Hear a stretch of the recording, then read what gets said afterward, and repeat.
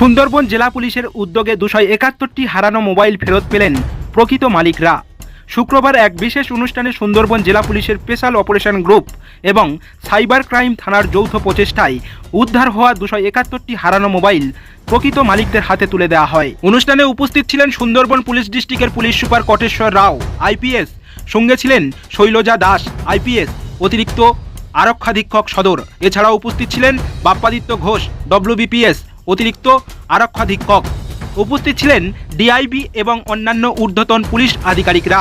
এদিন শুধু হারানো সম্পদ ফেরত নয়, সাধারণ মানুষকে সাইবার অপরাধ প্রতিরোধে সচেতন করতেও বিশেষ গুরুত্ব দেন আধিকারিকরা। কিভাবে প্রতারকরা সাধারণ মানুষের অসতর্কতাকে কাজে লাগায় এবং কিভাবে সচেতন থাকলে এই ধরনের অপরাধ এড়ানো যায় সে বিষয়ে বিস্তারিত জানানো হয়। পুলিশের এই পদক্ষেপে জেলার মানুষ বড় দৃষ্টান্ত হিসাবে দেখছেন। মোবাইল ফেরত পেয়ে মালিকদের মুখে ফুটে ওঠে খুশির ঝলক। দক্ষিণ 24 পরগনা থেকে নুরুদ্দিনের রিপোর্ট, বিএন টিভি।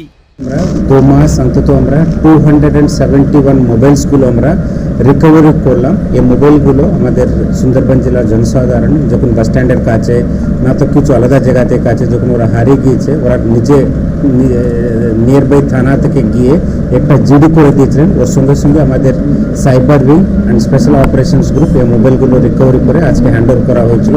অ্যান্ড এই পুরো দামটা আছে 40,65,000। এই মোবাইলের মধ্যে 85% মোবাইলগুলো আমরা ওয়েস্ট বেঙ্গল থেকে রিকভার করলাম, বাকি 15% মোবাইলগুলো আমরা বিভিন্ন স্টেটস থেকে আমরা রিকভার করে দিয়েছিলাম। অ্যান্ড এটা আমরা প্রত্যেকটা জনসাধারণ বলে চাইছিলাম যে কোনো মোবাইলগুলো হারিয়ে গেলে আপনারা কাছে থানাতে গিয়ে একটা জিডি করে দিন অ্যান্ড ওই প্রসেস আমরা চালু করি। যখন পুলিশ দল একটা কভার দেওয়া হয় 7 টাইমস আমরা দিয়েছি। এটা দেখা গেল আইফোনের মতো উদ্ধার। হ্যাঁ, এবার আমরা আইফোন প্রথম উদ্ধার করলাম।